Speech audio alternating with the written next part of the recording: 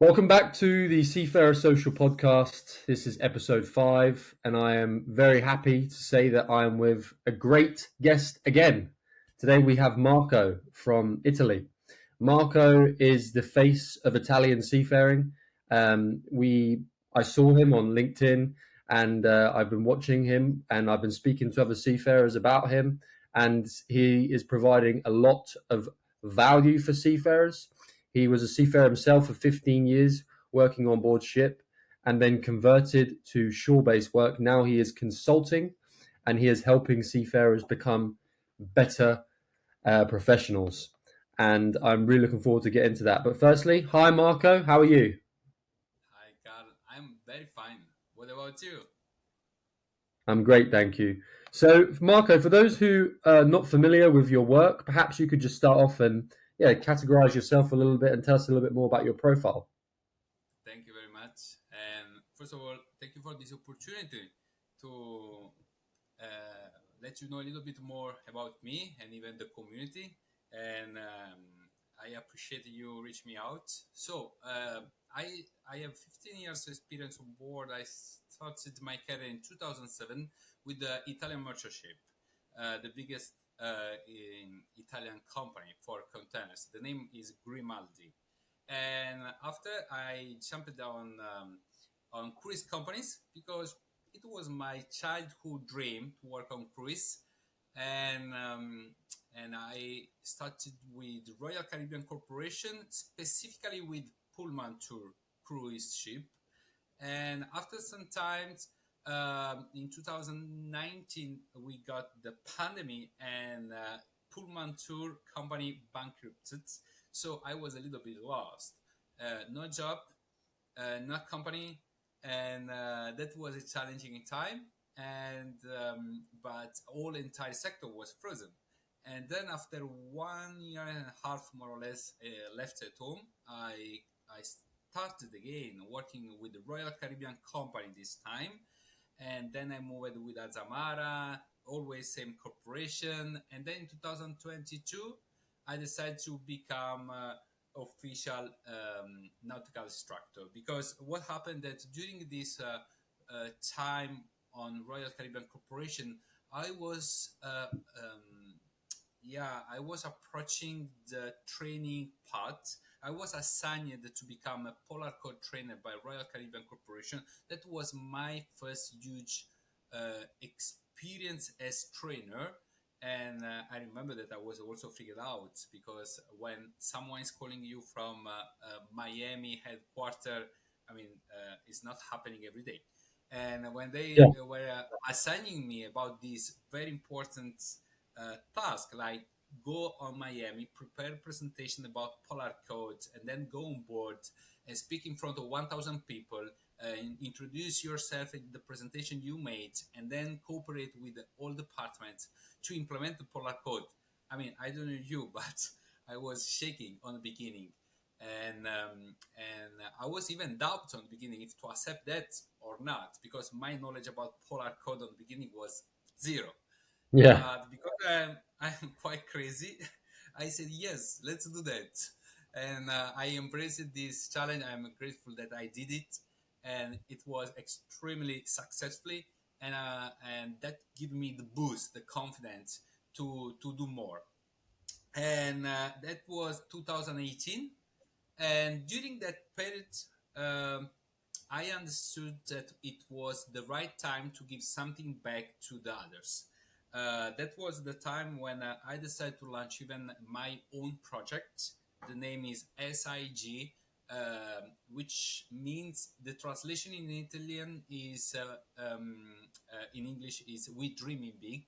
That project was designed for Italian seafarer to help them to jump into the market because I don't know how it's in your country, but in my country, once you leave, once you completed the school, then you are completely lost. You have no orientation, no guidelines. You don't know how to do the basic training, the seaman book, the medical visits, and you don't know how to make cover letter curriculum too. Imagine how to perform a job interview. Forget about. And I remember that I had the same troubles, and I went through all this challenging, and I was lost when I was young. When I was in 2019, after I completed this Polar Code Trainer, and that was very high moment of my career. So I said, this is the right moment to give something back to the community. I want to help others to do what I did, and I started this project in Italy. I started to go school by school to introduce this same information and to let them know about how to jump into the market, what are the expectations about the living on board and working on board, how to perform job interview, how to position it yourself for LinkedIn, what means positioning on the sector, on the market, and obviously because of this project I became quite known in Italy, and even this morning I had the last interview with another maritime school, and I'm glad because I did something for the Italian community. And last month we did the first masterclass with Nikolai, which you also interviewed, the first masterclass in English, which I believe it's now the right moment to share this information also with everybody, not only with Italian. And then in 2022, as I told you, I jumped on Sea Smart Maritime Training Center, which is the official maritime training center of Carnival Corporation. And then on the last October, I decided to change company and I became consultant. I started to work with several companies as freelance. And then next week I will move out. I will go to Emirates, working in Abu Dhabi for another maritime training center as a nautical instructor. So this is me. What a journey! What a journey! And yeah, huge admiration for being able to transition between working on board ship to working ashore so successfully. Because one of the things you'll know, and I know that you and Nikolai do a lot of work around it, is that transition can be really hard for seafarers. They really struggle to adapt themselves from getting in the mindset of working on board ship to then the 9 to 5 life. It's a really difficult transition for some. Yeah, that's right. The first challenging is about the setup and the mindset, because when you work on board, you are used to with working in a sprint run for 3 months. You know that you are there and you are focused on board, and then you are fully relaxed when you are home. So you have kind of speed up and then slow down all the time, every 3 months, every 3 months. When you when you work on the land, ashore, then it's kind of a maratona. You Yeah. you keep on the same speed all the time, which is also challenging sometimes, because not everybody adapts on this new setup. But then depends even by yourself, your priority. In my case, my priority was the kids. I'm a very emotional person, very empathic. And once I got the second kid, I said, okay, it's time now to move out. And after 15 years, I was also feeling that was the right time to move out from the ship. And even because my Italian project for helping seafarer was growing and growing, was always for me more challenging to combine the life on board and the online activities. So working on the land was the perfect combination for me to combine working on the land and my social activity. Nice. And let's take things back to the beginning. Obviously, you're a very proud Italian man. You spoke then so highly about being able to give back to the Italian maritime hemisphere. I want to know a little bit more about what your upbringing was like in Italy and how what made you motivated when you were a child to become a seafarer. That's a nice question. When we are young, we have not really clear goal. All of us, we don't know what is our final target, and I was actually in doubt about maritime school or other school, but I was fascinated about living on the sea and working on board, because I was born in Napoli, and Napoli is obviously a sea city. And I remember when I was working nearby the port, and this huge ship were approaching and mooring to the Napolitan harbor.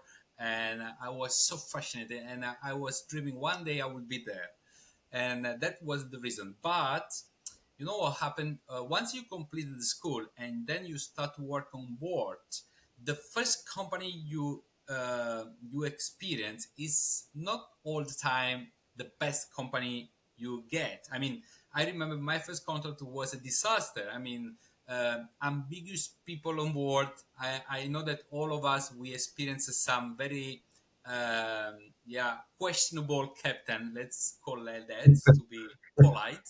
Yes, and then I was in the middle of my dream. Okay, I'm on board, but this contest, this environment doesn't really looks like my childhood dream. So I want more, and that was were actually motivating me to get more and more and more from myself, from my career, from my paths. Yeah. Nice. And how is the landscape currently in Italy for seafarers? Are we getting some extremely high talent into the labor force that are coming out of Italy? And what do you see as the future for Italian seafarers? Yeah, that this is very interesting question. You know why? I have very huge network of owners, of CEO, and even of recruiters of Italian companies. And recently, I was speaking with one of my school colleague. He got diploma with me. We were in the same class, and he is now a recruiter captain of the biggest Italian container company. He was sharing with me that in Italy now we have a huge problem. We have many deck cadets, many third officer, and few captains. Why? Mm, Because what happened that in Italy the setup is a little bit different. After the high school, you become deck cadet yet. Okay, you don't need university. And so you have 20 years old, you are 20 years old, you jump on board, and sometimes you got traumatized by the experience on board by these people. And you want to skip, you want to go with the other companies. Many go on yachts, others they go on offshore. We have very huge Italian company of offshore. The name is Saipem, but the most they run away on cruise companies.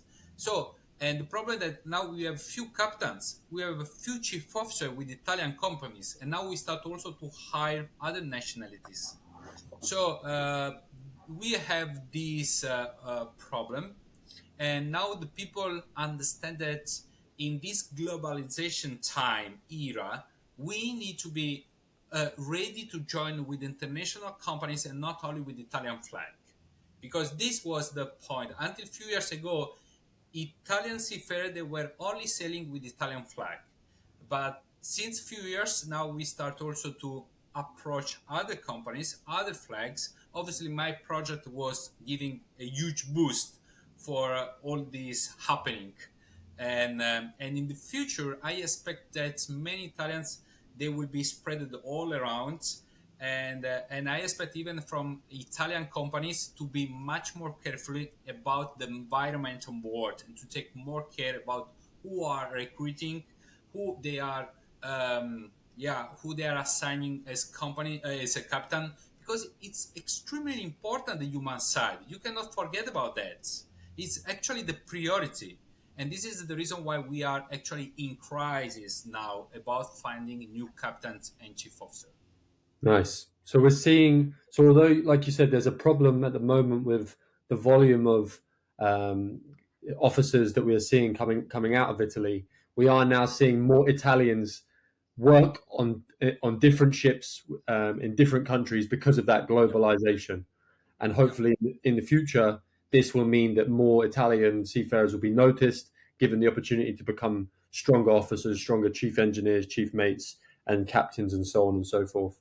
What about female seafarers? Is How is the approach with female seafarers in Italy? Are you seeing many female Italian seafarers? Yeah, in these last, let's say, 5 10 years, the number of females on board are increasing and increasing, and I'm happy about that because honestly, I believe that the women they have a very strong leadership on board, and I have been working with female many times, and I'm very satisfied about their performance. I believe that this job is fitting perfectly with female. It's not really manual job. You can do that even if you are a female, and even by private side, like family wise, you can make it works. Yes, obviously it's a little bit more challenging for a female, but you can make it works. Even if you want to work on board until certain time, like I did, and then you want to move out. You want to work on the office. You want to become nautical instructor, you can do that. So you can combine the family needs with the life on board on the beginning, and then you can find yourself in other task, other position. Yes, and I'm gratefully actually that the females the number of females on board are increasing every years more and more. Yeah, and I think this is really important. I mean, there was some statistics that came out with I can't remember who it was that released this, but 98% of seafarers are still men and only 2% are female. But just 5 years ago, that was like 0.5%. So we can still see there's an increase. But yeah, I think it's actually sad if we don't get more female seafarers on board because we're ignoring so much possible talent, right? There's so many. Yeah, If you're ignoring 50% of the world population, that's some amazing captains, chief engineers, deck cadets, whatever, some amazing workforce there that we are not giving opportunity to. So yeah, I'm totally all for more female seafarers, and I've actually spoken to some other people on the podcast. I spoke to a captain last week, and he said actually female seafarers in some way have a competitive advantage because when they are good at their job, the shipping company will notice this because they are a female. They don't have very many females, and they are yes. more inclined to give them the better positions. Is this something that you agree with as well? Absolutely yes, absolutely yes, and they should be aware about that. And a nice example is about Captain Kate. I don't know if you are aware Yeah, about her. the most Yeah, I famous mean, social media star. yes, you can see what she did. I mean, uh, we saw there are many male captains. They try to do the same, but obviously, if you are a female and even captain, and even nice looking, this is perfect combination. 100%. Yeah, I think Captain Kate is a fantastic role model for female seafarers all around the world. And if she's watching this podcast, Captain Kate, I want you on one day. Yes. Hello, Captain Kate. um, okay, so let's talk about your time on board ship. So you were working primarily on cruise liners for 15 years, um, and recently I actually met with one of my seafaring friends, who Filipino guy. He transitioned from working in the merchant navy to cruise ships, and he said to me, brother, I will never go back. I will never go back. He said to me, the cruise ship is amazing. He's third officer. He gets to eat with the guests. He gets to go to the gym. He gets to, watch the evening music shows. And he says he works very hard, but he gets treated in such a nice way that it makes the commitment of being away from the family for 6 to 9 months so much easier because Yes. he enjoys his experience on board. Is this something similar that you shared as well? Yes. I want to be honest. First of all, let's say that not for everybody is the same experience because not everybody have the same priority. If your priority is to become captain very fast, then merchant ship is obviously the best field where you can grow. And if your priority is to earn more money, then maybe L and G is the best sector. But Yeah, if your priority is to stay more connected, to have more quality life more, then cruise ship, there is no doubt, is the best field for you. and it's been also for me. And this was my priority. I wanna live on board. I wanna work on board, but I wanna have nice quality life. And I remember first time I was impressed of the benefits I have. I have a Wi-Fi. For me, it's a dream. I have a Wi-Fi on where I can call my family every day if I want it. For me, it was already something because on merchant ship I was feeling sometimes a little bit lonely and lost in the middle of nowhere. So for me, Wi-Fi was extremely important. Then let's be also honest and transparent because rarely we speak about interaction with other people, but this is also a very important aspect. And to have someone to interact, to talk, to have a nice coffee together, even sometimes on board you can have nice loving stories. This is also important because you associate this job completely other way. It's not only a job, it's an experience. And this completely change the idea of working on board in your mind. And another good thing is that when you work on board you have diversity activities. You can go in the theater, you can go on the bars, you can go wherever you want. And another nice aspect is about to bring your family on board. You have a kind Yeah. of 3 months that you can split, okay. And a funny thing, for example, for me, in Italy we are very attached to the family, and I am too. And my mother is very old style mama, and she never traveled. I mean, outside from Italy. A couple of times she has been in Rome, once in Florence, no more than this. Once I start to work on a cruise ship, she start to travel all around the world. She been in Norway, in Canaries Island, in Greece. Imagine how proud I was to let her to experience the world together me, and how proud she was to work with me, with an officer all around. Because the officer on cruise ship, I mean, you feel a little bit like Hollywood star. Everybody are watching you. And for my mom, it was the best satisfaction moment. And I was feeling that. I was proud of that. Yeah, that was a magic moment. I have to be honest with you.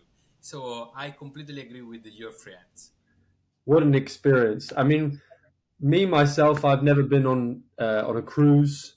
I think this is something that typically people pay for later in life, right? I'd rather just jump on a plane. But my grandma, she loves cruises, and she says to me, and when I've visited on board ships, just to have a look around, you feel this real sense of community, right? Like you're on this ship for 3 months. Everybody's saying hello. You have the chef, you have the cleaners, you have the officers, you have the deck cadets. Everybody is saying hello to each other, communicating. They know you by your name. Everybody knows the guests, even by a first name basis, which I just think is such an amazing experience. You're all kind of stuck on this ship for 3 months, completely out of choice, having a nice time. Um, and I think, 100%, if you're somebody that wants that feeling of community, feeling of human touch, human relationships, that's definitely the place to be, is the cruise line work. And there's still great opportunities. I know that my friend still earns a very good living as a third officer on board a cruise ship, and he has a great quality of life. And like I said, he said he'll never go back to merchant navy. But I guess you're right. If you are interested in being promoted quicker or earning bigger money, the opportunities in merchant navy is also there as well. Yeah. I want to talk about something that's really interesting, and that is autonomous shipping. Now, I know that this is a thing that lots of people are talking about. It can be slightly confusing. We're not sure when it's going to happen. We're seeing it happening on smaller boats, and they're talking about eventually in years to come it will scale and the big boats will get it. I want to talk about cruise ships specifically because, with my experience and the people I've spoken to, of all of the ships within the shipping industry, cruise ships will be the least likely to become fully autonomous, right? Because going back to what we just spoke about, the experience of coming on board a cruise ship is the people. It's the people that make the experience happen. Robots cannot do that. So, what's your thoughts on autonomous shipping specifically for cruise liners?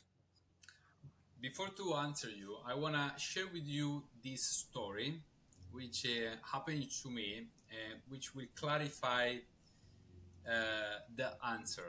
I remember once we were in the theater, me, the staff captain, and two more officers. We were four bridge officers. We were there. There were the very nice show was a rock and roll show, and I remember that in the middle of the show, wrongly, the emergency sound was starting to sound all around the ship. So the seven short, the one long, and was not supposed to sound because there was no emergency, but the fire panel was giving some faults. And immediately, I remember when we were listening this seven short, immediately me and my young colleagues, we were jumping out from the chair, intent to go on the bridge, right? But the staff captain, experienced man, with the one hand immediately stopped me and all the others. He said, "Don't move from here," because he realized that all entire theater was watching it at us. If we were running up, they were getting scared. Wow. So he said, "Don't move. I will go smoothly and slowly. Don't worry about." So after 5 seconds, he stand up slowly and then he moved. Okay, and he went alone. So and he were extremely right. Every once he told me that, I was watching everybody, and yes, it was true. All inside theater, more than 2,500 people was only watching to us. Imagine. So now I can answer to you. The human experience is extremely important. On cruise ship, we have the Captain Gala Night, where everybody wanna just shoot a picture with Captain. And on some company there is also bridge visibility, where the bridge officer they are supposed to go all around just to show up and to make passenger to feel that everything is cozy, everything is smooth, everything is nice, even if there is a little bit rolling, but is everything under control. And this is extremely important for them because of some important movies on television and about the figure, the picture of the bridge officer. And I strongly believe that the automation will be obviously the next step. And Rolls Royce already made it several years ago, the first prototype of ship, which is completely without any crew members, but there is bridge officer in remote controlling. I believe that will be possible one step in the future, but before, I believe that still many years need to pass before to have this official standard. Obviously, from the other side, I recommend to any bridge officer to don't get scared about that because this is normal. Due developing of technologies, we need to be ready about to be flexible and to acquire new competencies because even if a job is now not longer exist, many other opportunities will show up. Okay, many years ago we had the Marconist, and now we have no Marconist anymore on board. But now we have the environmental officer, which before was not existing. So it's always like that. So we don't need to be scared, and obviously this is the flow of technology development.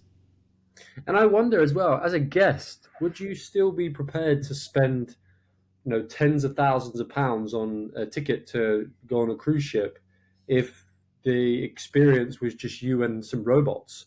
I mean, I don't know if that would actually, if the same value would still be there, um, because like you said, it's about interaction. A lot of people that join cruise ships are old people that maybe have lost their partners because they're later in life and they want to go on one last tour. Will that experience still be special for them if it's just them and the guests instead of the crew that are there to cater for them? So I wonder if it will actually devalue the price of cruises. Yeah, I completely agree with you. Probably not. And even I don't really believe that we will be able to make fully automated and robot cruise ship. Imagine for all department on board cruise ship, for example, the steward, the waiters, and the cleaners. How you can replace all these people? Yeah, And as you say, the human interaction, the human experience on board is really important because as guests, as passenger, you want to feel like a king, like princess for this week. You want to feel important. You want to feel, taking care. And this is why the people is paying. And more high is the standard. There are some companies that they are considered luxury standards, and more high is the price of your ticket. And there are some companies like Azamara, MSC, Explorer Journey, uh, even Royal Caribbean. Some company, some ship, they have some very expensive cabin. You can pay even 40,000 for 1 week. So obviously, uh, not you are not paying only the cabin. You are paying even the experience, which is extremely important. Yeah, I really don't believe that the cruise ship can really be without crew members. yeah, me neither. And I think the final thing I'll say on it as well is I remember when my grandmother came back from a world cruise, and bearing in mind she'd just been away for maybe 6 months, and she'd visited some amazing countries. She'd been to the Taj Mahal, she'd been to the pyramids in Egypt. The most amazing trip ever. And when we sat down after not seeing her for 6 months, she's 80 something years old. When we sat down, not seeing her for 6 months, and we said, "Tell us the experience," the first thing she spoke about was the night she had dinner with the captain. She paid some extra money for it, I think. But she sat down with some other guests around a round table and they had dinner with the captain. And that was the first thing she spoke to us about. So it just shows you how much value is in the crew themselves. They are the asset that for the cruise ship, um, and they are the ones that give the experience because that's what people remember. Um, okay, so let's talk about your conversion now to shore-based work. So you are now working on land and have been for how many years have you been working on land now? Since 2022. Okay, so 2 years now. Yeah. How has your experience been working shore base? And tell us a little bit about some of the projects you're working on now. I know you introduced it earlier on, but tell us a little bit more about what you're working, what projects you've been working on in Netherlands, and how you see your future in maritime in the future. Yeah. Um, yeah. First of all, I believe that it is extremely important for all of us to identify what is our best skill. Okay, because based on that, then you can decide which kind of job you can do on the land. In my case, was extremely clear that communication was one of my, let's say, skill, and I decided to develop it a little bit more and to work with that. So I decided to become after a polar code trainer experience, I decided to become a nautical instructor. But this step is extremely important because many of us working on board, we want to jump out at a certain moment of one career, of our career, but we don't know how. And we don't know even how to get more or less the same amount of money even if we work on the land. So to be aware what is your talent can help you to outstanding even on the land. And this is what happening with me because I jump out from the ship when I got an offer from Seasmart, which is considered the best maritime training center in the world. And obviously, it was not easy for me because this maritime training center is sponsored by Carnival Corporation, which was the main competitor of Royal Caribbean, where I was working with. And I was the first one to be hired, which was not previously working with Carnival Corporation, and I was happy about that. Yes, and I opened a branch because after me, others were hired from Royal Caribbean Corporation, and And after this experience, I had the opportunity also to combine with my social activities, and also was important to me to understand how is working on a maritime training center, how is to move out from your country. So it means how move out from your comfort zone, right? So if you are ready to move out from your habits, from your comfort zone, and from your country too, then you will see the magic is happening, and you will get always more opportunities, and you attract always more positive people. I strongly believe, honestly, in this, and this is actually what happening to me. And after working on this maritime training center, and after putting this on my CV, then I have been contacted from many other companies offering me opportunities in UK, in Cyprus, in Malta, with a different position, but always related to instructor, like technical manager or safety instructor manager. And this made me understand that there are so many opportunities even on the land that we never consider about that.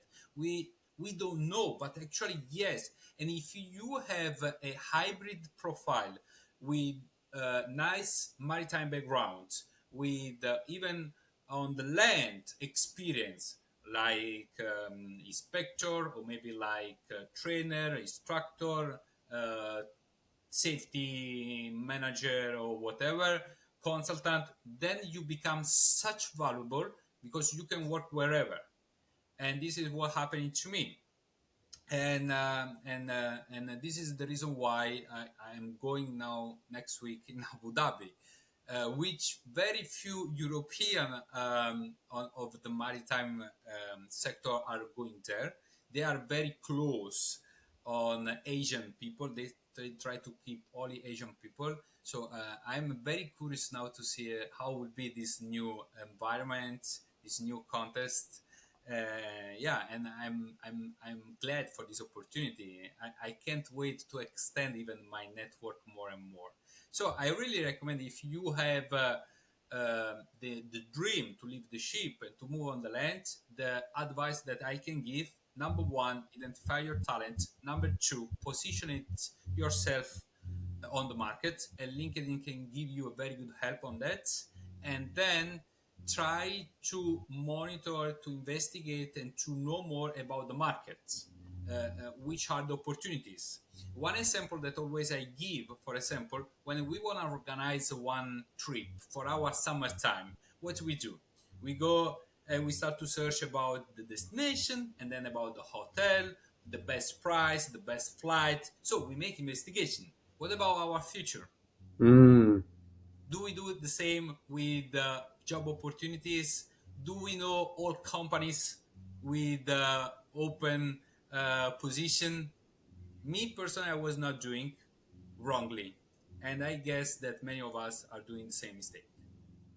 I totally agree. And it's so easy to do it nowadays as well. Like, you think 10 years ago, yeah, even 10 years ago, if somebody wanted to find information about a company, they would have to go on the website, they would have to read through their blogs. But nowadays, you have LinkedIn, you have ChatGPT, you can do these things so quickly now.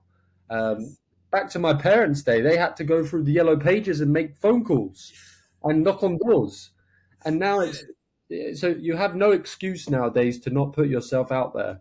Um, Correct. and I spoke to Chief Engineer Praneet Mehta, who is an Indian seafarer who's now working shore based, and he actually owns a few schools in India, maritime schools. And he said to me, the big thing we have with the seafarers is they don't understand just how much they can do. They don't Yes. understand. Like their skills that they acquire while working on board ship are desired by so many businesses. There are Yes. businesses out there that are crying for your skills, but you just don't know where they are, and they don't know where you are. And Yes. unfortunately, the business very rarely looks for you unless you're really good. So find the business first. Find the business and cry out and say, this is me, this is my experience, and this is what I want to do. which I think puts us to a really nice way to talk about our last part of the podcast, which is social media. Um, Social media obviously is a tool. For some, it's a tool that brings lots of risk. You know, when we're talking to shipping companies, they're worried about perhaps what seafarers are sharing online.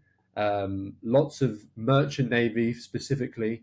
I don't know. Maybe it's probably a little bit more free on cruise ships, but on the merchant navy side, very often you can't add your location, you can't add the logo.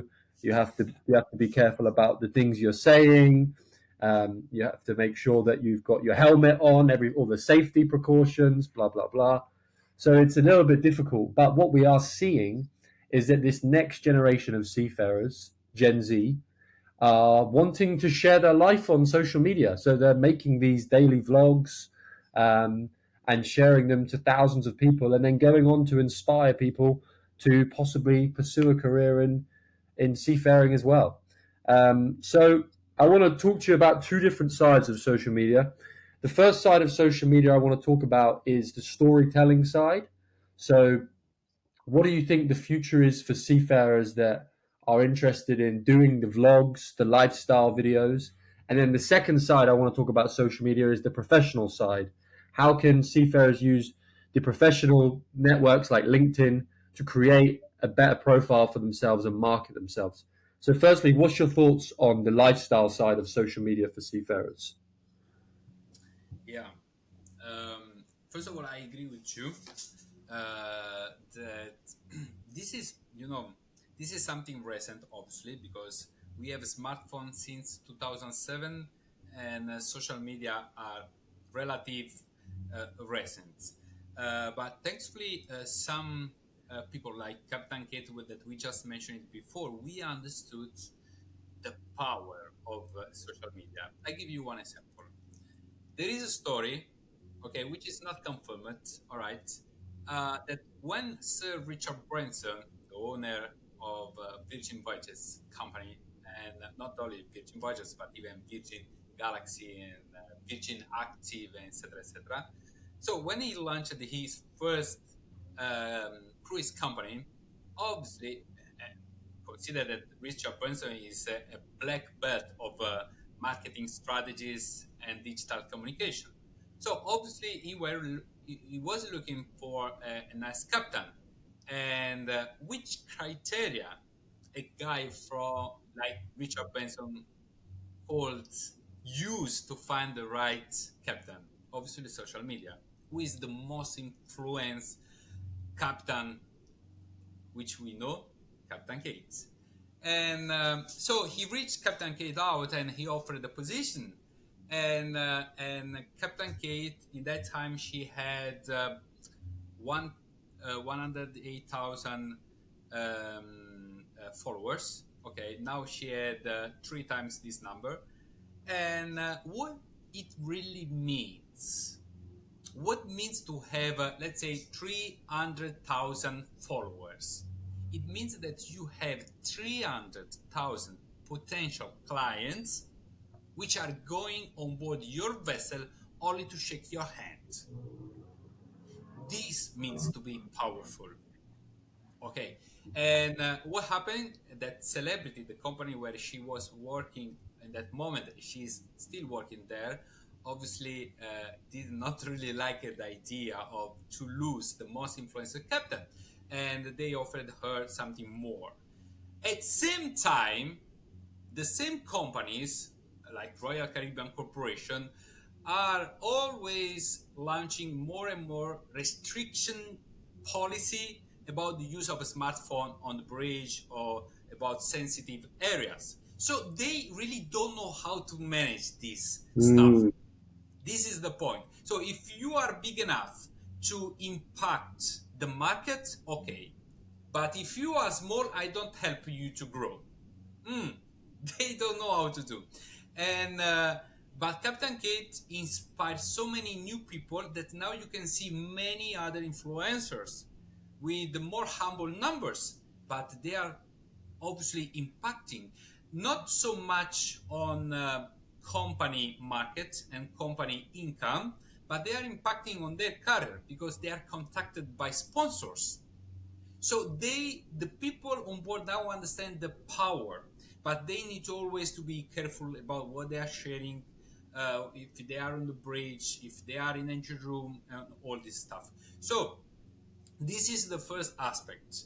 The world is changing, and we need to accept that, and we need also to fix some range, some limits, what we can share, what we cannot, but to put some range, some resistance against these bloggers, I don't really believe it's a good strategy. I strongly believe that some of these people can be extremely beneficial for the company, and they should understand if they are smart enough. Unfortunately, seems like they are not sometimes. And this is the first aspect. So influencers and how much they can impact on the company. From the other side, we have LinkedIn, which is completely different. When we speak about LinkedIn, we don't speak about privacy because Instagram, TikTok, Facebook, what we share privacy, and when we share, when we are inspired. But LinkedIn not. LinkedIn is completely on another side. First of all, I want to say that we know LinkedIn in Europe and in America, but you have to know that there is another application which has three times the number of LinkedIn, and the name is Xing. Okay, Xing is the most famous recruitment social media in Asia, and obviously the people living in Asia are much more of people living in Europe and in America. And why it's completely different? Because you need a social media like LinkedIn to position it yourself. And what you share is not your privacy, but you share visibility and professionalism. Now, I give you one example. Let's say that from today on, I wanna position it myself, okay? And what I can do on LinkedIn, I can post every day something about lifeboats, right? So one day I wanna share about what you can find inside the lifeboat. Another day about the innovative material to build up the lifeboat. Every day, one topic, another topic. So for the community I'm building up, I'm considered now the competent person for lifeboats. And after some times, I become a kind of expert about lifeboats. Now, as you were mentioning before, ChatGPT, right? So the people which is reading my post and my article, they don't know how I'm preparing that. But maybe I'm just preparing with ChatGPT. They don't know. The point is, what is the association the network is building up about you? Now, if I am now a cruise company or a merchant company or even just someone which wanna build up lifeboat, and I'm looking for someone to give me advices about that. I'm searching on LinkedIn about expert of lifeboats. Guess what? My profile will be the first one to be contacted by. This is how to position it myself.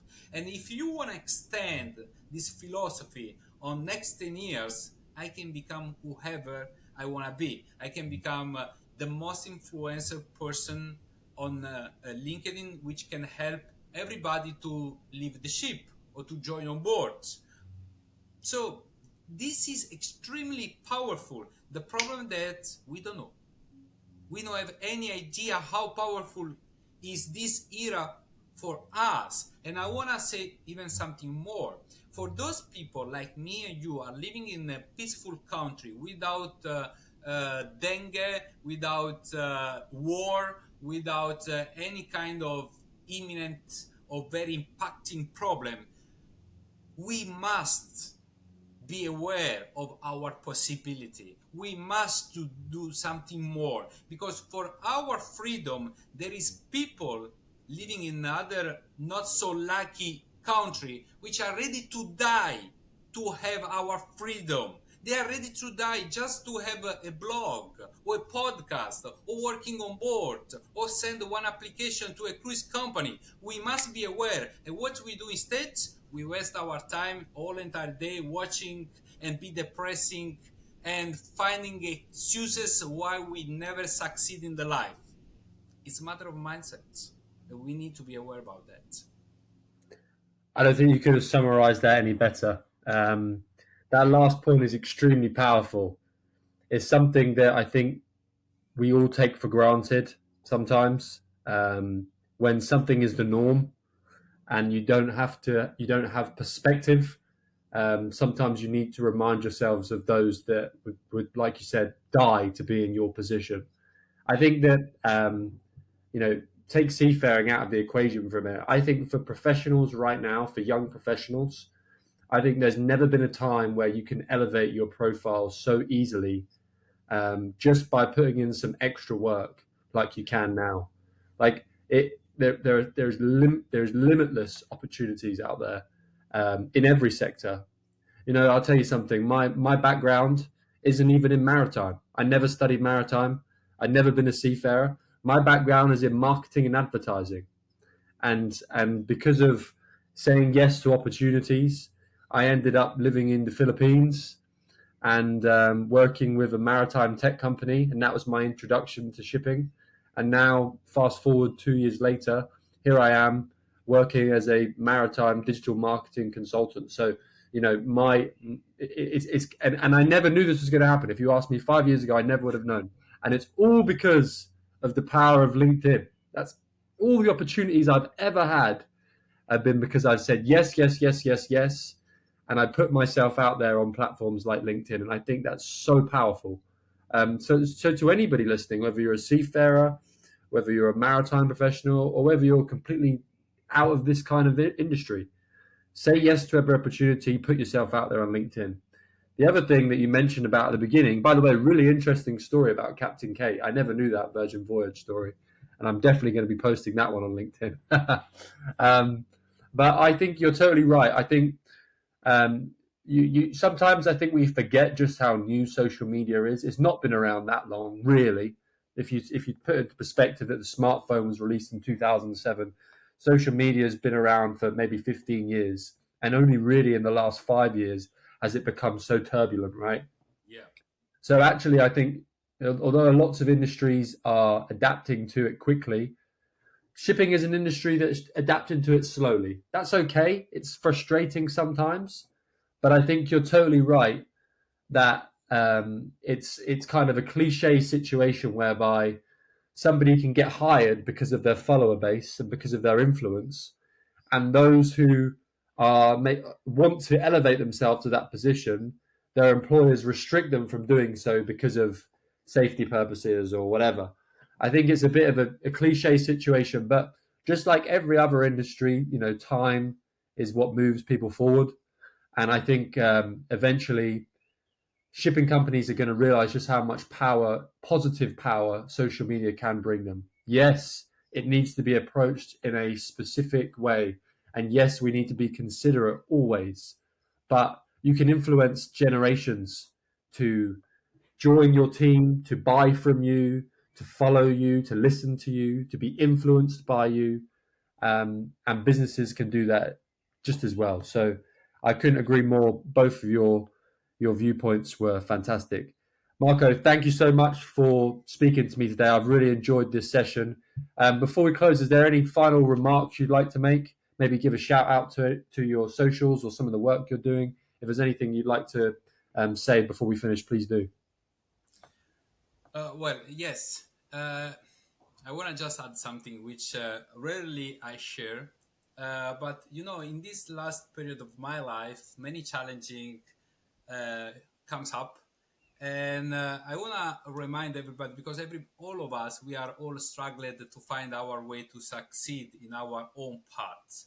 And for all my entire career, I was always thinking that the success is something that is come from outside, and then I found out that actually it's coming from inside.